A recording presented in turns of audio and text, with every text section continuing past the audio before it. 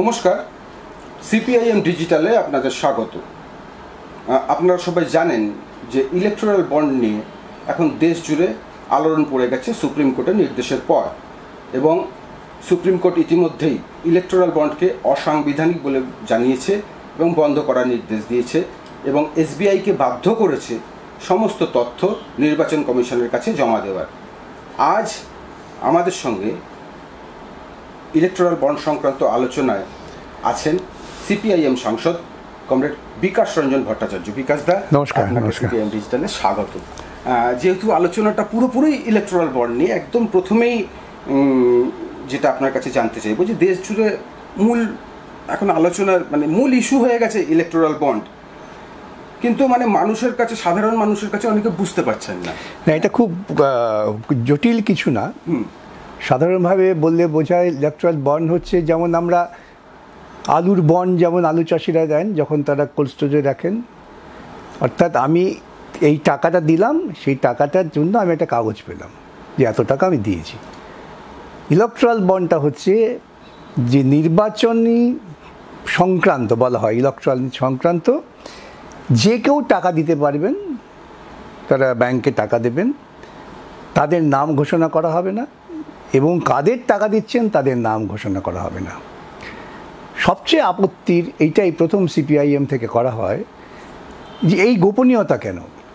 আর নির্বাচন আমরা বারে বারে দাবি করছি নির্বাচন স্বচ্ছ করবার জন্য, নির্বাচন ফ্রি অ্যান্ড ফেয়ার। ভারতবর্ষের প্রজাতন্ত্রের মূল ভিত্তি হচ্ছে কিন্তু স্বাধীন ভয়ভীতিহীন পরিবেশে নির্বাচন করা, এবং ভয়ভীতিহীন পরিবেশে নির্বাচন করতে গেলে যারা নির্বাচনে প্রতিদ্বন্দ্বিতা করছেন সকলেই সমান সুযোগ পাবে। এবং ভারতবর্ষের সংবিধানেরও কিন্তু মূল মর্মবস্তুই হচ্ছে যে সকলের সমান সুযোগ পেতে হবে, ইকুয়ালিটি, আর্টিকেল 14-এ, এবং স্বচ্ছতা। আর্টিকেল 14 আরেকটা গুরুত্ব দিক হচ্ছে স্বচ্ছতা, সবাই সব জানবে। প্রজাতন্ত্রে আমরা সবাই সমান, অর্থাৎ আমাদের প্রত্যেকের জানার অধিকার আছে কার কী পরিচয়, তার নিজস্ব অবস্থান কি, তার ক্রিমিনাল রেকর্ড আছে কি না, তার আয় কত, এই সব ব্যাপারটাই নির্বাচন কমিশন কিন্তু কার্যকরী করেছেন ভারতবর্ষের প্রজাতন্ত্রকে শক্তিশালী করবার জন্য। আগে ছিল কি যে আমরা যেমন সিপিআইএমের তো পরিচয় হচ্ছে যে কৌটো নাড়িয়ে টাকা তোলা, তো অনেকে আছে হয়তো বন্ধুবান্ধব পরিচিত তাদের থেকেও টাকা নেন।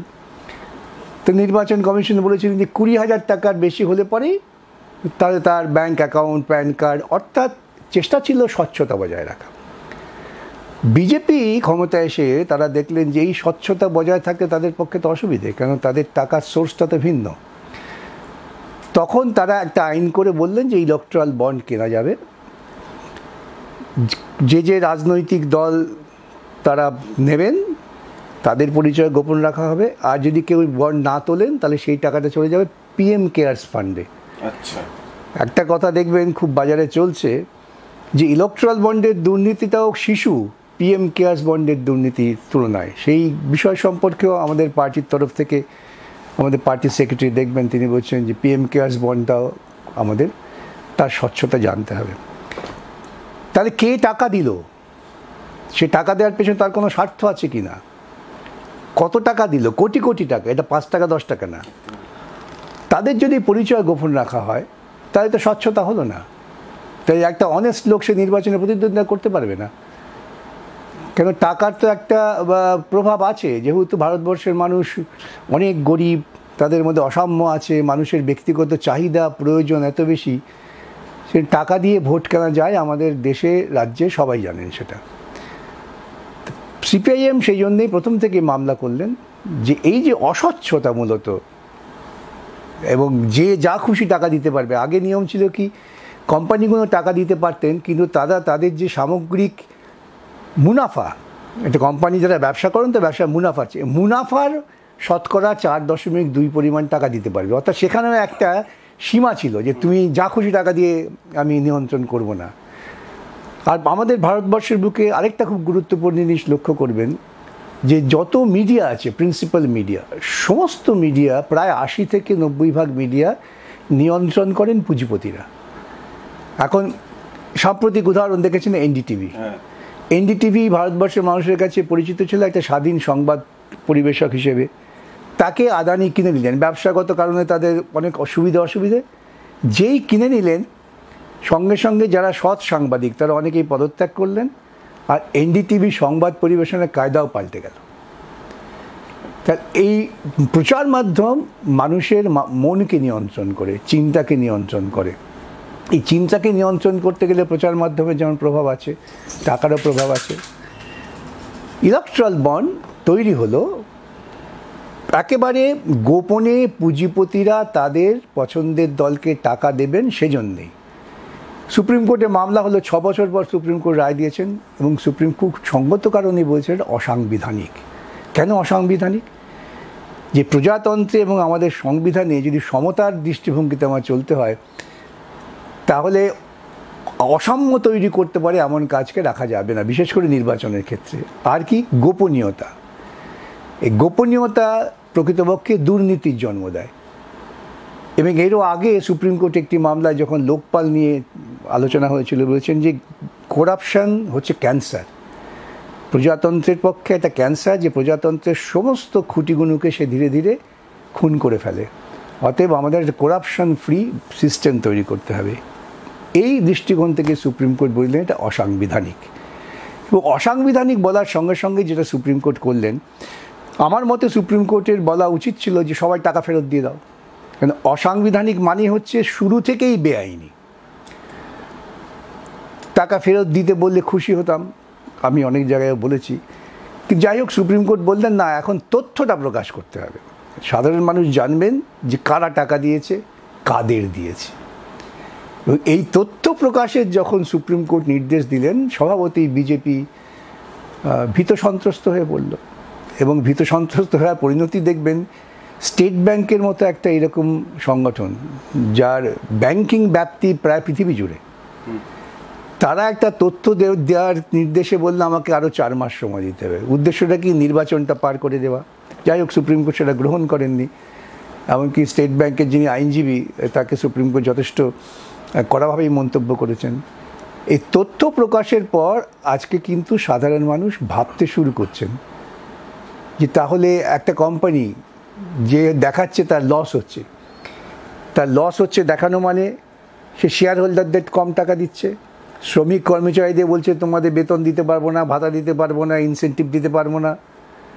অথচ সেই কোম্পানি যে পরিমাণ তার মোট পুঁজি তার থেকে 4-5 গুণ বেশি টাকা দিচ্ছেন, সেই টাকাটা পাচ্ছে কে? আজকে দেখা যাচ্ছে বিজেপি, মূলত বিজেপি এবং বিজেপির সহকারী দল তৃণমূল। এই তথ্যটা আজকে পরিষ্কার হয়ে গেছে। সাধারণ মানুষ এখন বুঝতে পারছেন ইলেকট্রাল বন্ড মানে হচ্ছে টাকা জমা দাও, টাকা জমা দিয়ে একটা রাজনৈতিক দলকে তুমি মদত করছো। কি, কেন মদত করছেন? ওই রাজনৈতিক দল যদি ক্ষমতায় থাকে তাহলে আমার সুবিধা হবে। এবং আজকে খবরের কাগজে তো সবাই লিখতে বাধ্য হচ্ছেন।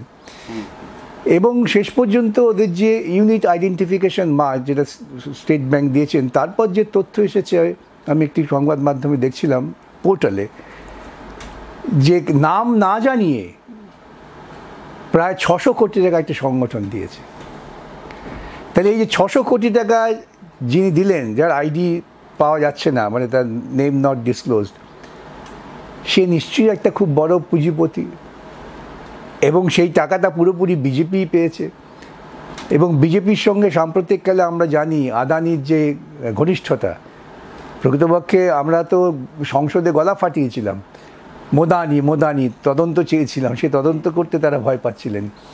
তাহলে একটা বিরাট অঙ্কের হাজার হাজার কোটি টাকা, কালো টাকা আমরা দেখলাম পেয়ে গেল পলিটিক্যাল পার্টি। পশ্চিমবঙ্গে আপনারা দেখেছেন, এটা আর বিশেষ করে আমাদের পশ্চিমবঙ্গে মানুষের বোঝা উচিত, কেন পশ্চিমবঙ্গের শাসক দলকে অনেকেই খুব সৎ দল বলে এখনও বলার চেষ্টা করেন, যে খুব সৎ দল ইত্যাদি। তাদের এই বেআইনি লটারির টাকা, ফিউচার গেমিং গোটা ভারতবর্ষে সবচেয়ে বেশি টাকা দিয়েছে, এবং লটারি বেশি টাকা পেয়েছে কিন্তু মমতা। গোয়েঙ্কা টাকা দিচ্ছেন, জালান টাকা দিচ্ছেন। এরা এই যে টাকাগুলো মমতাকে দিচ্ছেন, কেন সিপিএমকে কেন দিলেন না? সিপিএম নেয়নি, আমি বলছি, অন্য একটা পার্টিকে দিলেন না কেন? কেন এরা মমতা ক্ষমতায় থাকলে এরা অনেক সুবিধা হবে। আমি মামলা করেছিলাম, অধীর চৌধুরী পিটিশনার ছিলেন, মেট্রো ডায়েরি দিয়ে দেওয়া হলো জালানদের। তা থেকে পশ্চিমবঙ্গ সরকারের দীর্ঘস্থায়ী ক্ষতি হলো। সেই মেট্রো জ্বালান তারা মেট্রো ডেয়ারি কিনে নিলেন, নিশ্চয়ই তারা প্রতিদান কিছু দিতে হবে। প্রতিদান দিলেন মমতাকে ইলেকট্রাল বন্ডের মারফত। তো ইলেকট্রাল বন্ড হচ্ছে রাজনৈতিক দল এবং পুঁজিপতি এদের মধ্যে গোপন টাকা বিনিময়। এটা কালো ধন বিনিময় আমি বলি। বিজেপির বক্তব্য ছিল এই প্রসঙ্গে যে অন্য রাজনৈতিক দল যেরকম চাঁদা তুলছে তারাও এটা চাঁদা তুলছে, তো সেটাই যদি হবে যে গোপন রাখা হতো কেন? এটা তো সব থেকে গুরুত্বপূর্ণ বিষয়, গোপন কেন রাখা হতো? গোপনীয়তা ওই জন্যেই, যদি আমার নাম গোপন থাকে, আমি তোমার সঙ্গে গোপনে আতাত করে নিলাম, আমি তোমাকে টাকা দেবো, তুমি আমাকে ব্যবসাটা পাইয়ে দিও, এই জন্যই গোপন। আজকে যে সত্যটা প্রকাশ পাচ্ছে, তা না হলে আমি যদি সৎভাবে উপায় করে সৎভাবে কাউকে দিই, সে দাম তো গোপন রাখার প্রয়োজন নেই, এটা প্রকাশ্যে আসবে না কেন? সুপ্রিম কোর্ট সবচেয়ে বেশি এই জায়গাটাই ধরেছে, গোপনীয়তা কেন? এই যে অ্যানিনমিটি, কে টাকা দিল জানবে না, কাকে দেয়া হলো জানবে না। আমরা কেউ জানতে পারতাম কি যে আমরা শুধু জানছিলাম যে 6,000 কোটি টাকা পেয়েছে বিজেপি, কারা কারা দিয়েছে জানতে পারতাম? এই তৃণমূলকে এত টাকা দিয়েছে, আমরা বামপন্থীরা গলা ফাটাচ্ছি এটা দুর্নীতিমূলক দল, কেউ অনেকেই তো গ্রহণ করেন না।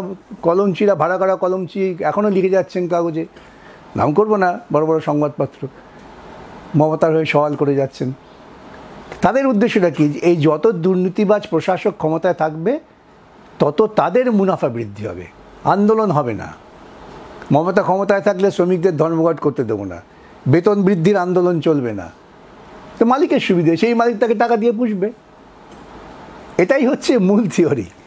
এসবিআই যে নথিগুলো দিয়েছে আদালতের কাছে, তাতে খুব ভয়ঙ্কর বেশ কিছু তথ্য আছে, যেমন লস মেকিং কোম্পানি, তারা বিরাট অঙ্কের টাকা। আমি তো সেটাই বললাম আপনাকে, তারা কাগজে কলমে লস দেখাচ্ছে কেন? সরকারি যে বিভিন্ন তাদের আইন বাধ্যবাধকতায় যে টাকা দেওয়ার কথা সে টাকা তারা দেবে না বা কম দেবে।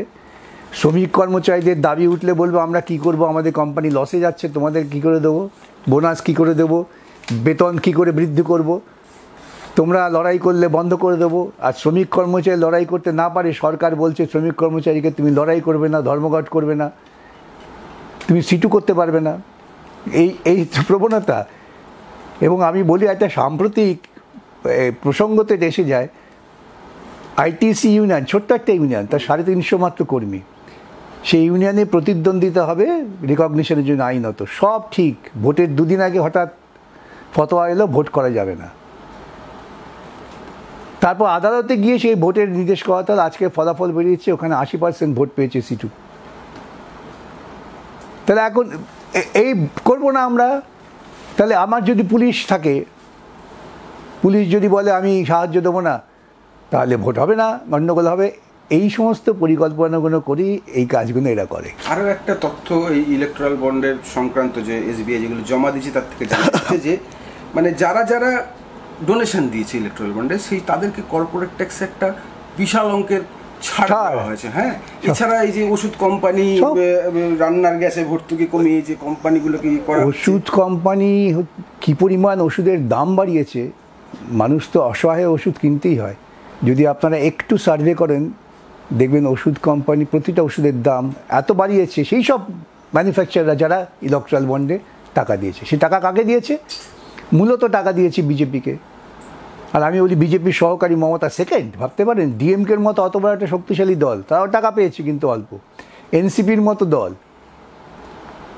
বিজেডির মতো দল, তারা অল্প পেয়েছে। মমতা সেদিনের পার্টি, সে সেকেন্ড টু বিজেপি। কারণটা কি? নেক্সাসটা হচ্ছে তাদের পলিটিক্যাল নেক্সাস। পলিটিক্সের সঙ্গে পুঁজিপতিদের স্বার্থবাহী যে ক্রিয়াকাণ্ড, তাকে বাঁচাবার জন্যই এই ডোনেশন। আর মাঝখান থেকে আমি আপনি মারা যাচ্ছি। আগে যে ওষুধ আপনি কিনতেন 50 টাকায়, সেই ওষুধ আপনাকে কিনতে হচ্ছে এখন 150 টাকায়। এবং এই প্রসঙ্গে আজকে একটা খুব ভালো প্রবন্ধ লিখেছে গণশক্তি পত্রিকায়, দেখবেন ফুয়াদ, সুন্দর কতগুলো দৃষ্টান্ত দেখিয়েছেন যে কিভাবে এই ওষুধের দাম বাড়িয়ে, এমনকি বেআইনি ওষুধ, যা ড্রাগ কন্ট্রোল থেকে যে ওষুধগুলোকে বলা হচ্ছে শরীরের পক্ষে ক্ষতিকারক, সেই ওষুধের পর্যন্ত অনুমোদন দেওয়া হয়েছে এবং তারা টাকা দিয়েছে। অতএব ছবিটা এখন সুপ্রিম কোর্টের রায়ের পর, যখন সে এসবিআই বাধ্য হলেন তথ্য দিতে, ছবিটা পরিষ্কার হয়ে গিয়েছে যে এ রাজ্যে বা ভারতবর্ষের দুর্নীতিকে টিকিয়ে রাখবার জন্যই এই ইলেকট্রাল বন্ড। এই মুহূর্তে তৃণমূল একটা আঞ্চলিক দল, জাতীয় রাজনৈতিক দলের তকমা হারিয়ে ফেলেছে। তো দেখা যাচ্ছে ইলেকট্রাল বন্ডের যে হিসাব আমরা পেয়েছি, যেটা সামনে এসছে, তাতে তৃণমূল হচ্ছে দ্বিতীয় স্থানে আছে। তো মানে আর অদ্ভুতভাবে 2021-এর নির্বাচনে জয়ী হওয়ার পরে তৃণমূলের বন্ডে বেড়ে গেল, আয়টা অনেক বেড়ে গেছে আর কি। তো এরকমও বহু কোম্পানি আছে যারা বিজেপিকেও টাকা দিয়েছে, তৃণমূলকেও টাকা দিয়েছে, এরকম একাধিক কোম্পানির নথিতে পাওয়া গেছে। তাহলে এটাও কি একটা কোনো গোপন সেটিংয়েরই ফসল? না, গোপন সেটিং না, আমি বলি যে ওরা জানেন, ব্যবসায়ীরা জানেন যে পশ্চিমবঙ্গ হচ্ছে এমন একটা রাজ্য যে রাজ্যে বামপন্থী আন্দোলনের একটা ইতিহাস আছে, তার একটা শক্ত ভূমি আছে। এত কিছু করেও বামপন্থীদের কিন্তু মেরে ফেলা যায়নি। যে বিপদ আপদ হলো, ওষুধ কোম্পানির মধ্যে ভাবছে যে ওই সময় রেড ভলেন্টিয়ার্সে অত উপকার করতে গেল কেন, যদি না করতো তাহলে তো আমার আরও ওষুধ বিক্রি হতো, আমার আরও মুনাফা হতো। তাহলে এই রেড ভলেন্টিয়ার্সের যে বীজ, কমিউনিস্ট পার্টি আদর্শ অনুপ্রাণিত ছেলেমেয়ে যারা আছে তারা তো রুখে দাঁড়াবে। সেজন্য তাকে প্রতিরোধ করতেই হবে। তাকে প্রতিরোধ করতে গেলে পরে পশ্চিমবঙ্গের বুকে প্রথম অবস্থায় সরাসরি বিজেপির পক্ষে গ্রহণযোগ্যতা ছিল না, তাহলে একটা শিখণ্ডী খাড়া করতে হবে। শিখণ্ডী হয়েছিল মমতা, তাকে সব ডেসক্রাইব করা হয় টালির ঘরে থাকে, দেখেন না এখনও বলে টালির ঘরে থাকে। টালির ঘরটা কি, যারা ওখানে গেছেন তারা জানেন। এইভাবে তাকে একটা সাধারণ গরিব ঘরের মানুষ বলে প্রতিপন্ন করে শিখণ্ডী খাড়া করে পেছন থেকে এই সমস্ত ধান্দাবাজ পুঁজিপতিরা এই প্রশাসনকে কাজে লাগিয়ে অনেক বেশি মুনাফা করতে পারবে। সেজন্যেই যখন 2021-এ তৃণমূল জিতে গেল, ওরা আরও নির্ভয় হলো যে একে তাহলে টিকিয়ে রাখতে হবে, একে দিয়ে আমরা মানুষকে ভুল পথে পরিচালিত করতে পারবো। এবং পশ্চিমবঙ্গের বুকে শ্রমিক আন্দোলন প্রকৃতপক্ষে স্তব্ধ হয়ে গিয়েছে, যেটা মালিকেরা মানে স্বাধীনতার আন্দোলনের সময় থেকেই চেষ্টা করে আসছিল যে শ্রমিক আন্দোলন, সংগঠিত শ্রমিক আন্দোলন যে না হয়। আজকে মমতা গর্ব করে বলে আমি পশ্চিমবঙ্গে ধর্মঘট করতে দেবো না, এ কার কথা? কিন্তু মালিকদের 40 সালের কথা আর বাস্তবায়িত করছেন উনি, এবং শ্রমিকদের মধ্যে বিভ্রান্তি সৃষ্টি করছেন। মমতা ক্ষমতায় থাকলে কন্ট্রাক্ট লেবার অ্যাপয়েন্ট করা সুবিধা হবে, পার্মানেন্ট লেবার দেওয়ার দরকার নেই, সোশ্যাল সিকিউরিটির দরকার নেই। অর্থাৎ যারা টাকা দিচ্ছেন তারা কিন্তু তাদের মুনাফার কথা মাথায় রেখেই টাকা দিচ্ছেন, তারা দেশ সেবার জন্য টাকা দিচ্ছেন না। শেষ প্রশ্ন আমাদের, সেটা হচ্ছে সুপ্রিম কোর্ট বলে দিয়েছে ইলেকট্রাল বন্ড অসাংবিধানিক, এবং যা তথ্য নথি আসছে তাতে একটা দুর্নীতির একটা আভাস পাওয়া যাচ্ছে, দুর্নীতি হয়েছে। এই মুহূর্তে লোকসভা নির্বাচন ঘোষণা হয়ে গেছে। আপনি একজন রাজনীতিবিদ হিসেবে কি মনে করেন যে এর প্রভাব কি আসন্ন নির্বাচনে কতটা পড়তে পারে? দেখুন, আমার একটা স্পষ্ট দাবি, সেটা হচ্ছে ইলেকশন কমিশন যদি ফ্রি অ্যান্ড ফেয়ার ইলেকশন করতে চায় তাহলে ইলেকট্রাল বন্ডের সমস্ত টাকা বাজেয়াপ্ত করতে হবে, প্রাথমিক কাজ। সুপ্রিম কোর্ট বলেছে লেভেল প্লেইং ফিল্ড, এই সমস্ত টাকা বাজেয়াপ্ত করলে পরেই দেখবেন বিজেপি বা তৃণমূল এইসব দলের কণ্ঠস্বর নেমে যাবে, গুন্ডা নিয়োগ কমে যাবে, ভোটের 48 ঘন্টা আগে মদ এবং টাকা ছড়ানোর প্রবণতা কমে যাবে। সেটা হলে পরে নির্বাচন স্বাধীন হওয়ার মতো একটা পরিবেশ তৈরি হবে। স্বাধীন মানে ফ্রি অ্যান্ড ফেয়ার, এই শব্দটা আমি বারবার গুরুত্ব দিচ্ছি, কারণ সুপ্রিম কোর্ট বলেছেন ফ্রি অ্যান্ড ফেয়ার হচ্ছে আমাদের basic structure of the constitution একটা অঙ্গ, নির্বাচনটা। আর সেটা যদি না হয়, প্রচার ওদের শক্তি আমাদের থেকে অনেক বেশি। আমরা এই সিপিআইএম ডিজিটাল করছি বা বিভিন্ন মাধ্যম আসে আমার কাছে খবর, তারা কতটুকু দেখান, তারা কিন্তু এটা বলবার চেষ্টা করছেন ঘুরে ফিরে যেন ইলেকট্রাল বন্ডটাই ভালো ছিল। হ্যাঁ, সুতরাং যারা দুর্নীতিবাজ হয় তাদের কণ্ঠটাও অনেক সুদূর প্রসারী হয় এই দুর্নীতির ধাক্কায়। আমরা যদি প্রচার তুলতে পারি, এই যে বললেন ইলেকট্রাল বন্ড কি, এখন সাধারণ মানুষের শোনার পর বুঝে যাচ্ছে এটা ইলেকট্রাল বন্ড। তা আলুর চাষি ভাববে আমি বন্ড দিয়ে ক্ষতিগ্রস্ত হচ্ছে, এরা বন্ড দিয়ে লাভবান হচ্ছে, মানে এই সাধারণ জিনিসগুলো মানুষের চোখে আসবে, মানুষ রুখে দাঁড়াবেন। কিন্তু আবারও বলি, রুখে দাঁড়ালেও তাদের এই যে দারিদ্র, অসহায়তা, তার সুযোগ তারা নেবেন যদি এই বেআইনি টাকা বাজারে চলে। সেজন্য আমাদের প্রথম দাবি হওয়া উচিত, আমি তো সেই দাবি করছি, এর আগেও আমি বলেছি যে সব টাকা বাজেয়াপ্ত করো, তারপর নির্বাচনে যাও।